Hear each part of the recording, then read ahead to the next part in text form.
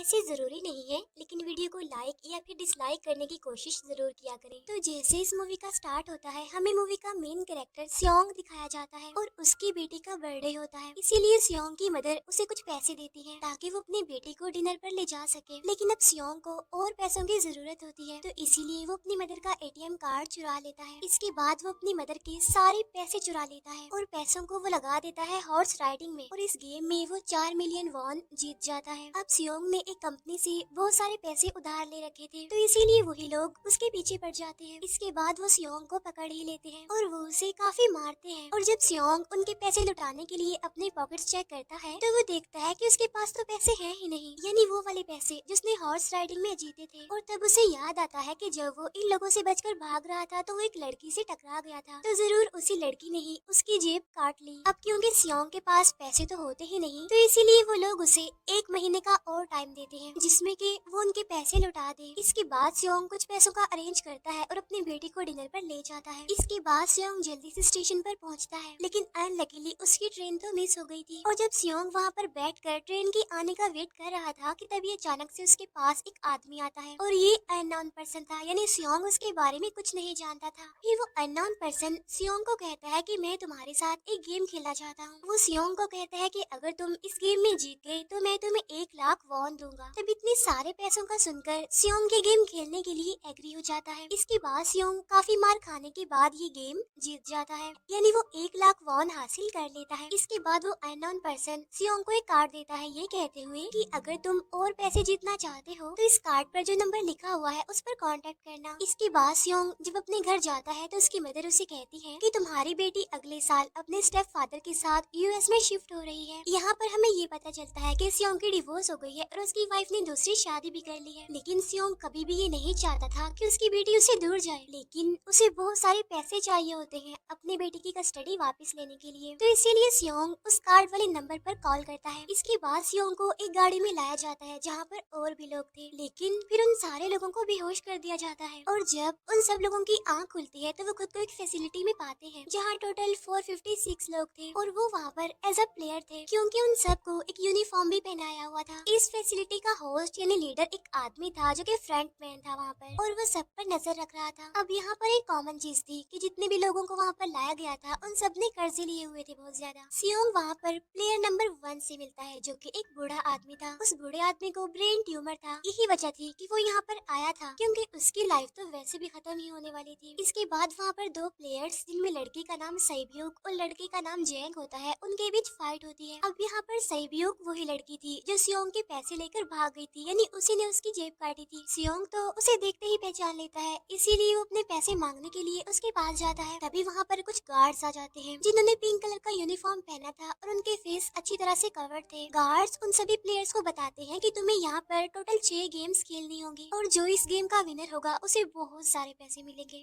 इसके बाद उन सबसे एक कॉन्ट्रैक्ट पर साइन करवाया जाता है, और इस कॉन्ट्रैक्ट के 3 मेन रूल्स थे। पहला रूल ये कि कोई भी प्लेयर अपनी मर्जी से गेम को छोड़कर नहीं जा सकता। दूसरा रूल ये होता है कि जो भी प्लेयर खेलने से मना करेगा तो उस प्लेयर को एलिमिनेट कर दिया जाएगा, और उनके मुताबिक एलिमिनेट का मतलब क्या था ये तो हम आगे ही जानेंगे। गेम का तीसरा रूल ये था कि अगर मेजोरिटी इस गेम को खेलना नहीं चाहती तो वो इस गेम को छोड़कर जा सकते हैं। इसके बाद उन सबको गेम के लिए ले जाया जाता है। अब यहाँ पर सियोंग अपने क्लासमेट सेंगवू से भी मिलता है जो कि उसे बचपन से जानता था। सियोंग उसे वहाँ पर देखकर काफी हैरान होता है क्योंकि वो तो किसी बिजनेस के लिए आउट ऑफ कंट्री चला गया था। अब पहले गेम के लिए वहाँ पर एक काफी बड़ी डॉल थी, और इस गेम का रूल काफी सिंपल था, और वो ये था कि डॉल जब भी गाना गाएगी उन सबको आगे बढ़ना है, और जैसे ही वो गाना गाना बंद करेगी तो उन सबको रुक जाना है और मूव नहीं करना है, और अगर कोई हिल गया तो उसे एलिमिनेट कर दिया जाएगा। अब स्टार्टिंग में तो ये सब कुछ उन्हें किसी प्रैंक की तरह लग रहा था, लेकिन जब एक लड़का हिल जाता है तो उसे शूट करके मार दिया जाता है, और यही होता है एलिमिनेट का मतलब, यानी उन्हें मार दिया जाएगा। अब ये देखकर वो सारे लोग काफी घबरा जाते हैं और उन्हें पता चल चुका था कि वो खतरे में है, इसीलिए लोग डरते हुए पैनिक करते हुए इधर उधर भागने लगते हैं।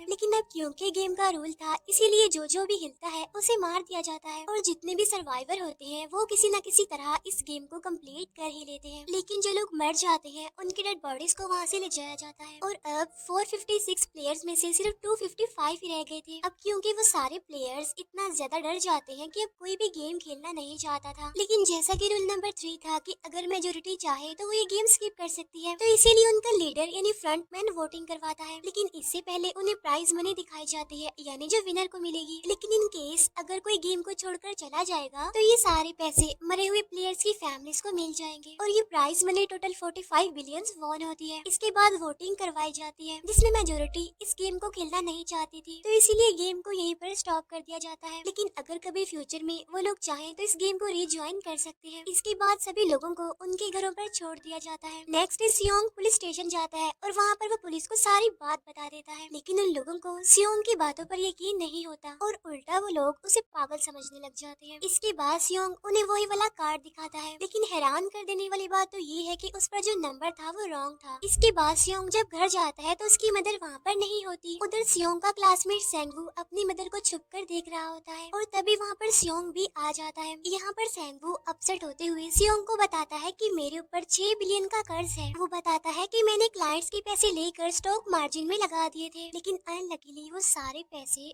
डूब गए। और तभी सियोंग के पास हॉस्पिटल से कॉल आती है। सियोंग की मदर का पाँव काफी इंजर्ड था, लेकिन डायबिटीज का ट्रीटमेंट ना होने की वजह से उनकी चोट और ज्यादा बढ़ गई। तब डॉक्टर सियोंग को बताते हैं कि तुम्हारी मदर का ट्रीटमेंट हो सकता है, लेकिन इसके लिए हमें इनका पाँव काटना होगा। लेकिन इस ऑपरेशन में बहुत सारे पैसे लगने वाले थे, लेकिन जाहिर सी बात है सियोंग के पास इतने पैसे तो होते नहीं। इवन उसने तो अपनी मदर के इंश्योरेंस के पैसे भी उड़ा दिए थे। तब इसीलिए सियोंग पैसे मांगने के लिए अपनी वाइफ के पास जाता है, लेकिन उसकी वाइफ उसे पैसे देने से इनकार कर देती है। फिर उसकी वाइफ अपने हस्बैंड को बताती है कि सियोंग आया था पैसे मांगने के लिए और तभी उसका हस्बैंड सियोंग को पैसे देने आता है। साथ साथ उसे ये भी कहता है कि मेरी फैमिली से दूर रहो, लेकिन सियोंग उसे मारने लगता है और तभी उसकी बेटी भी वहाँ पर आ जाती है। इसके बाद सियोंग का एक फ्रेंड अपने बॉस के पास पैसे मांगने जाता है, लेकिन उसका बॉस उसे पैसे देने से मना कर देता है, तो इसीलिए उन दोनों के बीच फाइट होने लगती है। इस फाइट के दौरान उसके बॉस का हाथ मशीन में आ जाता है, तो मौके का फायदा उठाकर सियोंग का फ्रेंड पैसे लेकर वहाँ से भाग जाता है। फिर इसके बाद सियोंग का फ्रेंड अपने घर आकर अपनी वाइफ को कहता है कि पहली फ्लाइट लो और जाओ यहाँ से। इसके बाद सईब्यूक एक एजेंट से मिलती है, क्योंकि उसने अपनी मदर को नॉर्थ एरिया से साउथ एरिया में लाना था। सईब्यूक वही लड़की जिसने सियोंग की जेब काटी थी, लेकिन यहाँ अपनी मदर को लाने के लिए सईब्यूक को बहुत सारे पैसों की जरूरत थी। अब सईब्यूक का एक छोटा भाई भी होता है जिससे उसने प्रॉमिस किया होता है कि मैं मदर को जरूर ले आऊंगी। इसके बाद हमें एक ऑफिसर दिखाया जाता है और इस ऑफिसर का भाई कुछ टाइम से मिसिंग था, इसीलिए वो ऑफिसर अपने भाई के घर जाता है, जहाँ उसे पता चलता है कि उसका भाई तो पिछले कुछ दिनों से अपने घर पर भी नहीं आया। और जब वो ऑफिसर घर को चेक कर रहा होता है तो उसे एक कार्ड मिलता है वहाँ पर, और इस ऑफिसर ने सेम ऐसा ही कार्ड पुलिस स्टेशन में सियोंग के पास भी देखा था, तो इसीलिए वो ऑफिसर सियोंग के पास जाकर उसे इस बारे में पूछता है, लेकिन सियोंग उसे कुछ नहीं बताता। इसके बाद सियोंग जब अपने घर जाता है तो उसे वो कार्ड दोबारा मिल जाता है वहाँ पर। अब सियोंग डिसाइड करता है कि वो दोबारा से उस गेम को ज्वाइन करेगा, इसीलिए सभी प्लेयर्स को एक शिप के पास ले जाया जाता है। इधर ही वो ऑफिसर भी गाड़ियों का पीछा करते हुए उस शिप तक आ जाता है। वो एक गार्ड को मारकर उसे पानी में फेंक देता है। इसके बाद उन सभी प्लेयर्स को एक आइलैंड पर मौजूद फैसिलिटी में लाया जाता है। अब यहाँ पर उन्हें जरा भी अंदाजा नहीं था कि अगला गेम कौन सा होगा और उसे कैसे खेला जाएगा। इसके बाद वो लोग अपनी अलग अलग टीम्स बना लेते हैं। रात को सईब्यूक और उसकी फीमेल फ्रेंड वॉशरूम जाते हैं। यहाँ पर सईब्यूक गार्ड्स की नजरों से बचते हुए उस फैसिलिटी को एक्सप्लोर करने लगती है। तभी वो देखती है कि गार्ड्स बड़े बड़े बर्तनों में कुछ बना रहे हैं, लेकिन अब क्योंकि गार्ड्स को शक हो जाता है तो ये गार्ड वॉशरूम्स को चेक करने के लिए आता है, लेकिन तब तक सईब्यूक वापस आ चुकी थी। इसके बाद सईब्यूक अपनी फीमेल फ्रेंड को सारी बात बता देती है जो उसने देखा था, लेकिन यहाँ पर सेंगवू उन दोनों की बातें सुन लेता है और वो इस बारे में सईब्यूक से पूछता है, जिस पर सईब्यूक बताती है कि वो बड़े बड़े बर्तनों में कुछ पका रहे थे। इसके बाद उन सभी प्लेयर्स को प्ले ग्राउंड में लाया जाता है, जहाँ पर उनके सामने 4 शेप्स थी। 4 शेप्स में से उन्होंने किसी एक शेप को चूज करना था। अब यहाँ पर सेंगवू को पता चल जाता है है कि गेम क्या है और क्या करना है हमें। सेंगू सियोंग को बताता है कि सबने अलग अलग शेप्स को चुनना है। इसके बाद उन सभी को एक छोटा सा बर्तन दिया जाता है जिसमें की शेप्स बनी होती है। अब गेम उनकी ये होती है कि उन्होंने किसी तरह उस शेप को बाहर निकालना है बगैर डैमेज किए, लेकिन अगर शेप जरा से भी खराब हो गई तो उन्हें एलिमिनेट कर दिया जाएगा, यानी मार दिया जाएगा। अब यहाँ पर सेंगवू तो इजिली उस शेप को निकाल लेता है, लेकिन सियोंग इतना ज्यादा घबरा जाता है कि उसकी हालत खराब होने लगती है, लेकिन फिर वो किसी न किसी तरह करके इस गेम को भी जीत लेता है। इसके बाद उन सबको वापस से रूम में लाया जाता है। अब यहाँ पर 187 प्लेयर्स वापस आए थे, जिनमें से अब सिर्फ 108 ही रह गए थे। इसके बाद उन सबको खाने के लिए ले जाया जाता है, लेकिन खाने की वजह से जैंग की एक लड़के से फाइट हो जाती है, जहाँ पर जैंग उस लड़के को इतना ज्यादा मारता है कि वो मौके पर ही मर जाता है। इधर ही हम देखते हैं कि उन प्लेयर्स में से एक डॉक्टर होता है जो गार्ड्स के साथ मिलकर मरे हुए लोगों के ऑर्गन्स निकाल कर उन्हें चाइनीज को बेचने का काम करता है। इसीलिए जब भी डेड बॉडीज को ले जाया जाता है तो वो डेड बॉडीज को गायब कर लेते हैं, क्योंकि ये सब कुछ एक प्लान के अकॉर्डिंग चल रहा था, क्योंकि ये सारा कुछ फ्रंट मैन से छुप कर हो रहा था। यही वजह थी कि कंट्रोल रूम में भी उन्होंने अपना ही एक आदमी बिठाया हुआ था जो कि उन लोगों की सारी वीडियो फुटेज डिलीट कर देता था, और गार्ड्स तो डॉक्टर को गेम के बारे में पहले ही बता देते थे ताकि वो सरवाइव कर सके। यहाँ पर एक गार्ड उसी प्लेयर डॉक्टर को बताता है कि आज हमने प्लेयर्स को जानबूझकर खाना कम दिया है ताकि वो आपस में लड़ने लगे, जिससे होगा ये कि सारे वीक प्लेयर्स गेम से आउट हो जाएंगे। साथ ही गार्ड डॉक्टर को अपनी अगली गेम के बारे में बता देता है। अब 30 मिनट के बाद वहाँ पर लाइट्स ऑफ होने वाली थी। अब यहाँ पर सेंगवू को पता था कि सियोंग की टीम जरूर कोई उल्टा काम करेगी, इसीलिए वो उस टीम को अपने पास बुलाकर उन्हें रिलैक्स रहने के लिए कहता है। उधर वो जो डॉक्टर प्लेयर होता है वो जैंग की टीम में शामिल हो जाता है। यहाँ पर डॉक्टर जैंग को बता देता है कि अगला गेम क्या होने वाला है। इसके बाद लाइट्स ऑफ हो जाती है और जैंग अपनी टीम के साथ मिलकर बाकी सभी को मारने लगता है। जैंग एक लड़की को मारकर सईब्यू को मारने जाता है, लेकिन तभी सियोंग उसे बचा लेता है। इसके बाद गार्ड्स वहाँ पर आकर उन सभी को रोक लेते हैं और अब टोटल 80 लोग रह गए थे। इसके बाद उन सभी को तीसरे गेम के लिए ले जाया जाता है और यहाँ पर उन्हें 10-10 प्लेयर्स की एक टीम बनाने के लिए कहा जाता है, और वो लोग ऐसा ही करते हैं, अपनी अपनी टीम बना लेते हैं। अब क्योंकि जैंग को अगली गेम के बारे में पहले ही पता होता है, इसीलिए वो सईब्यू की फीमेल फ्रेंड को अपनी टीम में नहीं रखता और वो अपनी टीम में सिर्फ मर्दों को ही रखता है। इसके बाद सेंगवू भी अपनी एक टीम बना लेता है। अब क्योंकि उन्हें एक प्लेयर की जरूरत थी तो इसीलिए सईब्यू की फीमेल फ्रेंड उनकी टीम में शामिल हो जाती है, और ये गेम असल में टग ऑफ वॉर का होता है, यानी उन्होंने अपने सामने वाली टीम को नीचे गिराना था। इसके बाद गेम स्टार्ट हो जाती है और जैंग की गेम बड़ी आसानी से इस गेम को जीत लेती है। इसके बाद बारी होती है सेंगवू की टीम की। तब प्लेयर नंबर 1 यानी वो बूढ़ा आदमी कहता है कि मैंने अपनी जिंदगी में बहुत सारी टग ऑफ वॉर्स खेल रखी है, इसीलिए उन सबको गाइड करता है कि इस गेम को कैसे जीतना है। तो इसीलिए वो लोग किसी न किसी तरह करके इस गेम को जीत जाते हैं। फिर दिखाया जाता है कि 30 मिनट के बाद दोबारा से लाइट्स ऑफ हो जाएंगी, जिस पर सेंगवू उन सबको कहता है कि रेडी रहना। तो इसीलिए वो डिसाइड करते हैं कि एक एक करके हम पहरा देंगे। अब जैंग की टीम में एक से बढ़कर एक चालाक प्लेयर था, तो इसीलिए जैंग को डर होता है कि कहीं उसकी टीम उसे ही साइड पर न लगा दे, यानी उसे ही अपने रास्ते से न हटा दे।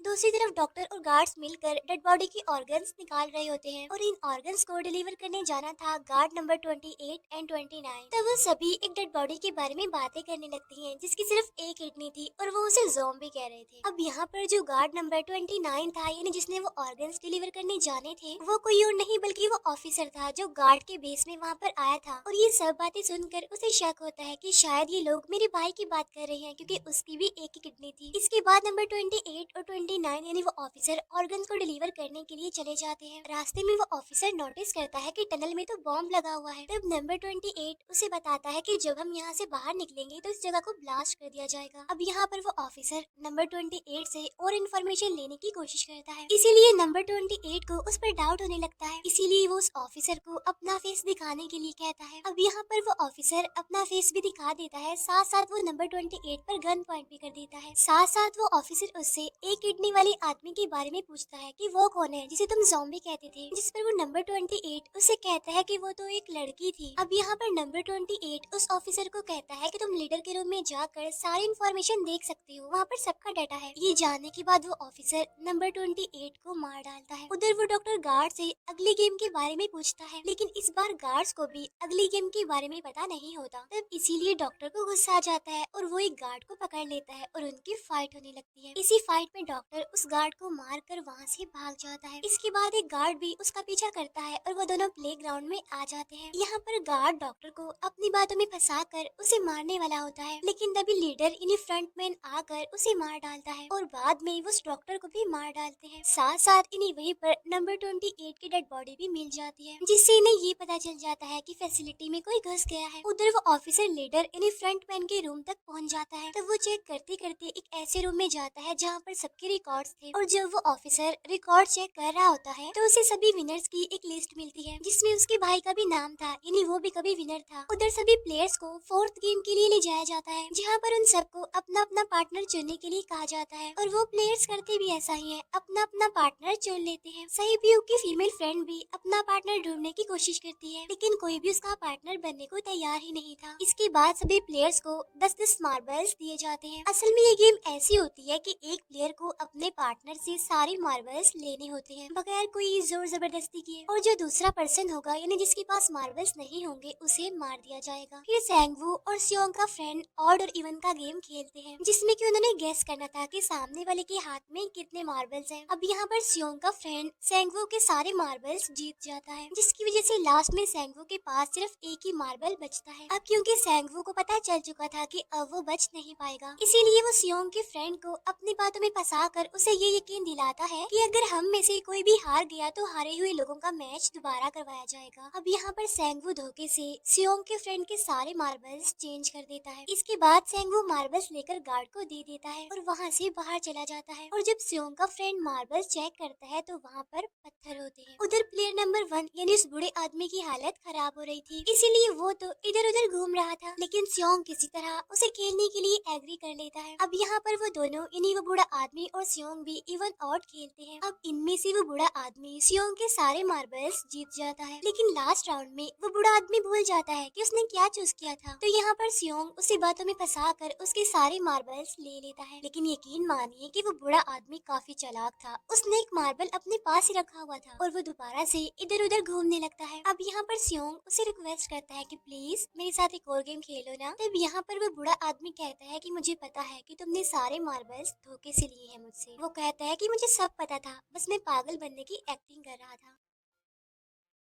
तभी सुनकर सियोंग को उस पर तरस आ जाता है और वो उसे ही सारे मार्बल्स दे देता है। उसके बाद सैब्यूक और उसकी फीमेल फ्रेंड भी गेम खेल रहे होते हैं। उनकी गेम ये होती है कि जो मार्बल्स को दीवार के ज्यादा करीब फेंकेगा वही जीतेगा। पहले सैब्यूक अपने मार्बल्स फेंकती है, लेकिन जब सैब्यूक की फ्रेंड की बारी आती है तो वो अपने सारे मार्बल्स फेंक देती है। लेकिन जब सैब्यूक ये देख लेती है तो वो अपने फ्रेंड को दोबारा फेंकने के लिए कहती है, जिस पर उसकी फ्रेंड कहती है कि नहीं सैब्यूक, मैं बिल्कुल अकेली हूँ, मेरे पीछे तो कोई भी नहीं है, लेकिन अगर तुम्हें कुछ हो गया तो ये अच्छी बात नहीं है, तुम्हारे पीछे तुम्हारा छोटा भाई है, तुम्हारा वेट कर रहा है वो। और इसी वजह से सैब्यूक की फ्रेंड को मार दिया जाता है। इसके बाद उन सबकी डेड बॉडीज को वहाँ से ले जाया जाता है। इसके बाद वो सब वापिस से रूम में आ जाते हैं। यहाँ पर जैंग देखता है कि सैब्यूक की वो वाली फ्रेंड तो अभी तक जिंदा है, जो कि बड़ी आराम से बैठी हुई थी। अब यहाँ पर हमें पता चलता है कि सैब्यूक की ये वाली फ्रेंड जैंग की भी फ्रेंड थी, लेकिन अब क्योंकि उन दोनों के बीच किसी बात को लेकर क्लैश चल रहा था तो इसलिए जैंग की वो फ्रेंड उसे बुली करने लगती है। इसके बाद फ्रंटमैन को एक डेड बॉडी के पास उस ऑफिसर का आईडी कार्ड मिल जाता है। तभी फ्रंटमैन को पता चलता है कि उसके सारे वीआईपीज आ चुके हैं, तो इसीलिए फ्रंटमैन उन्हें लेने के लिए चला जाता है। फिर सारे वीआईपीज को उनके रूम में लाया जाता है। इसके बाद फ्रंटमैन वीआईपीज के आने के बारे में एक और आदमी को जाकर बताता है, और यही आदमी मेन होता है। और ये कौन होता है हम ये आगे जानेंगे। फिर नेक्स्ट डे उन सबको 5वें गेम के लिए लाया जाता है, जहाँ पर 1 से लेकर 16 तक नंबर पड़े होते हैं, और वो सभी प्लेयर्स अपना अपना नंबर ले लेते हैं। नंबर का मतलब ये था कि जो नंबर भी एक प्लेयर पर आएगा उसके मुताबिक ही उसकी बारी आएगी। अब यहाँ पर लास्ट में पहला और आखिरी नंबर रह जाता है, यानी 1 और 16। तो यहाँ पर सियोंग कंफ्यूज हो जाता है कि उसे कौन सा नंबर चूज करना चाहिए। अगर उसने पहला नंबर लिया तो वो फंसेगा और मरेगा, क्योंकि उसे नहीं पता कि गेम क्या है। और अगर लास्ट नंबर लेगा तो क्या पता उसकी बारी ही ना आए, टाइम कम रह जाए। और तभी वहाँ पर एक आदमी आ जाता है और वो सियोंग को कहता है कि मुझे पहला नंबर चाहिए, क्योंकि मैं अपनी जिंदगी में कभी भी फर्स्ट नंबर पर नहीं आया। फिर इसके बाद उन्हें गेमिंग रूम में लाया जाता है। अब इस गेम का रूल ये होता होता है कि दिए हुए टाइम में उन्हें ब्रिज की दूसरी साइड पर जाना है। अब इसके बीच में दो तरह के ग्लास लगे होते हैं, एक तो होता है आम ग्लास और एक होता है टेम्पर्ड ग्लास। आम ग्लास पर पाँव रखते ही वो टूट जाएगा और वो लोग नीचे गिर जाएंगे। इसके बाद गेम स्टार्ट हो जाता है और वो लोग एक एक करके मरने लगते हैं। फिर एक टाइम ऐसा आता है जब जैंग सबके सामने होता है और वो आगे ही नहीं बढ़ रहा होता। अब उनके पास एक ही रास्ता था, या तो वो आगे जाए या सारे ही मर जाएं। और तभी जैंग के सामने उसकी वही फ्रेंड आ जाती है जो उसे बुली कर रही थी, और वो जैंग को कहती है कि मैंने तुम्हें कहा था कि जिस दिन तुमने मुझे धोखा दिया मैं तुम्हें मार दूंगी। इसके बाद वो जैंग को पकड़ लेती है और उसे लेकर नीचे कूद जाती है, जिसकी वजह से उन दोनों की मौत हो जाती है। अब वहाँ पर एक आदमी था जो कि ग्लास कंपनी में काम करता था और उसे पता था कि टेम्पर्ड ग्लास कौन सा है, लेकिन जब फ्रंट मैन को इस बात का पता चल जाता है तो वो लाइट्स ऑफ करवा देता है ताकि वो ग्लास को पहचान ही ना पाए। अब लास्ट में एक ही स्टेप बचता है और उनके पास तो टाइम ही नहीं था, इसीलिए सेंगवू उस आदमी को धक्का दे देता है। तो यहाँ पर सेंगवू, सियोंग और सैब्यूक ब्रिज को पार कर लेते हैं, लेकिन ग्लास टूटने की वजह से उन्हें काफी चोट लग जाती है, खास तौर पर सैब्यूक को। उधर उस ऑफिसर ने एक सर्वेंट को मारकर उसकी जगह खुद ले ली थी। अब एक वीआईपी को उस ऑफिसर पर शक होता है और वो उसे कहता है कि अपना मास्क रिमूव करो, लेकिन वो ऑफिसर कहता है कि ठीक है, लेकिन मैं अंदर जाकर अपना मास्क रिमूव करूंगा। इसके बाद वो ऑफिसर उस वीआईपी को लेकर अंदर चला जाता है। अंदर जाकर वो ऑफिसर उस वीआईपी को बेहोश कर देता है और इस बात का पता फ्रंट मैन को चल जाता है, इसीलिए फ्रंट मैन उसके पीछे जाता है और वो उस ऑफिसर को देख लेता है, इसीलिए वो ऑफिसर वहाँ से भागकर आइलैंड पर आ जाता है। फ्रंट मैन भी उसका पीछा करते हुए वहाँ पर आ जाता है। अब यहाँ पर वो ऑफिसर अपने सीनियर्स को कॉल करने की कोशिश करता है, लेकिन कॉल कट हो जाती है। फिर वो ऑफिसर उन्हें सारे सबूत भेजता है, लेकिन वहाँ पर नेटवर्क नहीं था। इसके बाद फ्रंट मैन ऑफिसर को पकड़ लेता है और उसे उनके साथ चलने के लिए कहता है, लेकिन वो ऑफिसर तो उस फ्रंट मैन पर गोली चला देता है। इसके बाद फ्रंट मैन अपना मास्क उतार देता है तो वो ऑफिसर देखता है कि वहाँ पर कोई और नहीं बल्कि उसका अपना भाई है वो। इसके बाद ऑफिसर का भाई यानी फ्रंट मैन उसे शूट कर देता है और वो जाकर पानी में गिरता है। उधर ग्लास लगने की वजह से सैब्यूक काफी इंजर्ड हो गई थी और उसका बहुत सारा खून भी बह रहा होता है। इसके बाद तीनों सर्वाइवर्स को डिनर के लिए ले जाया जाता है और उनके पास एक एक नाइफ भी रख दिया जाता है, मतलब रात में उन तीनों में से कोई भी एक दूसरे को मार देगा। तभी सियोंग नोटिस करता है कि सैब्यूक की हालत काफी खराब है, इसीलिए वो सैब्यूक को कहता है कि फिक्र मत करो, हम दोनों साथ हैं और इस गेम में हम दोनों मिलकर सेंगवू को हरा देंगे। इसके बाद हम दोनों यहाँ से बाहर निकल जाएंगे और पैसों को आधा आधा डिवाइड कर लेंगे। सैब्यूक उसे बताती है कि मेरा एक छोटा भाई है जिसे मैं ऑर्फनेज में छोड़कर आई हूँ, और अगर हम दोनों में से कोई भी जिंदा बचकर बाहर जाएगा तो उसे उन दोनों की फैमिलीज का ख्याल रखना होगा। अब सैब्यूक की हालत काफी खराब थी, उसे डॉक्टर की जरूरत थी, इसीलिए सियोंग कोई मदद लाने के लिए जाता है, लेकिन जब तक वो वापस आता है तब तक सेंगवू सैब्यूक को मार चुका था। फिर नेक्स्ट डे उन दोनों को गेम नंबर 6 यानी लास्ट गेम के लिए ले जाया जाता है। गेम का रूल बड़ा ही सिंपल था कि मार दो या मर जाओ, और इस गेम का नाम होता है स्क्विड गेम। इसके बाद गेम स्टार्ट हो जाती है और उन दोनों के बीच काफी फाइट होती है, लेकिन लास्ट में सेंगवू की हालत खराब होने लगती है। तभी सियोंग कहता है कि मैं इस गेम को रोकना चाहता हूँ, और तभी सियोंग सेंगवू को उसके साथ चलने के लिए कहता है, लेकिन सेंगवू तो अपने आप को ही मार डालता है, जिसकी वजह से सियोंग गेम जीत जाता है। फिर फ्रंट मैन सियोंग को कहता है कि तुम बहुत अच्छा खेले, लेकिन मुझे इसकी उम्मीद नहीं थी। इसके बाद सियोंग को